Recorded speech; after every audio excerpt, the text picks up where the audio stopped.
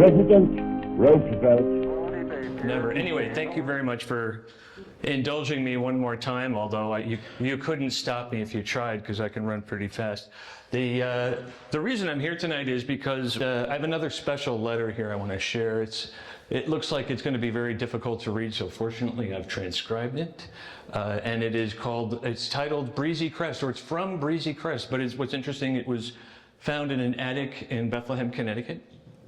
And it is from 1931, and it is like a Norman Rockwell scene. It's just wonderful. Breezy Crest, July 22nd, 1931. My dear young friend, knowing folks like to receive letters, cards while at camp, I thought I would send you a little letter. Now, isn't that nice? That's so nice. I mean, you have this, looks like older friend or adult writing to a young girl at camp. And, it's just a nice letter. And it says, I'm sorry to hear of your misfortune. Now, see, we're always taught not to write negative things in letters. But trust nothing serious will come from it. Also, it's unreadable, it says, the poison is late better. So it sounds like this maybe young girl at camp had poison ivy, and this nice family friend is just saying, hey, sorry you're going through that. Aunt Ima has hives, which are causing her much annoyance nights, not much in the daytime. We're having a lovely day for a change, and it surely is welcome, especially to the farmers who have been trying to harvest their grain in between rainstorms. Again, it's a Norman Rockwell scene. It's just beautiful. Uncle Matt cut his oats this afternoon over a hill from here. This morning, he and Anthony went down to the South Farm field to mow. Dave and Bobo were there too. We're playing in the deep hay.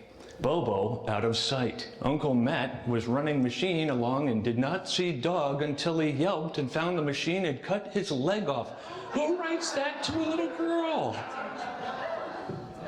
I believe Mr. Manger's chauffeur went over and shot him, and poor Bobo is no more. Who writes that to a little girl? That's not how to write a letter. Well, then she goes on to say, we all felt pretty badly, especially Uncle Matt, and who was the unfortunate person to do it, though Mrs. Kelsey felt that he would have been hit sooner or later, for he would run in front of this and that, machines of all kinds, and they couldn't teach him not to. Well, now Bobo knows, I guess. And then it says, hope this will find you having a good time generally. I just don't know. But anyway, Jean is expecting to go to camp up in New Hampshire in the first 2 weeks in August, which will be soon here. And I will bid you a good afternoon and am your friend, Mrs. Adams. I wonder if her husband was Charles Adams. Never mind. Anyway, forgot to say, Aunt Ima and I went down with the car and took a wooden box and put Bobo in a nice white bag and put some flowers in with it, and they gave him quite a decent burial while Dave stood and howled. Ima thought that seemed strange. But then that's what, hives will do to you, I guess. I don't know.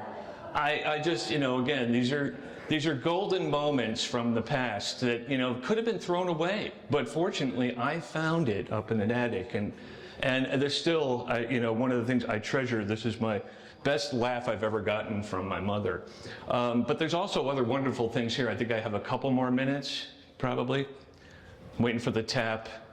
All right, 2 more minutes. Well, here we go. You're going to need pen and paper for this one. This came from a book called Dr. Chase's Recipes from 1867. And if you love quackery, I can do a whole hour and a half on quackery. But my favorite one is Toad Ointment. And it's pretty common, for sprains, strains, lame back, rheumatism, caked breasts, caked udders. You know what? I don't know what caked breasts are, but it sounds delicious. The good-sized live toads, 4 in number, put into boiling. Are you writing this down? Put into boiling water and cook very soft. Then take them out and boil the water down to half a pint. Add fresh churned unsalted butter. I prefer salted. And simmer together. At the last, add a tincture of arnica, 2 ounces. Now, the arnica is probably the secret ingredient. I think arnica comes from like the sunflower, right? Anyway, and they still sell it, by the way, in in Target, and it works wonders, with or without the toads. Anyway, this was obtained from an old physician who thought more of it than any other prescription in his possession. Some persons might think it hard on the toads, but you could not kill them quicker any other way. I disagree. I think all you need to do is just read this to a toad and he would die of fear. Anyway, you've been a wonderful audience. Thank you so much. So don't throw anything away. Good Lord, it could be a good letter. Thank you.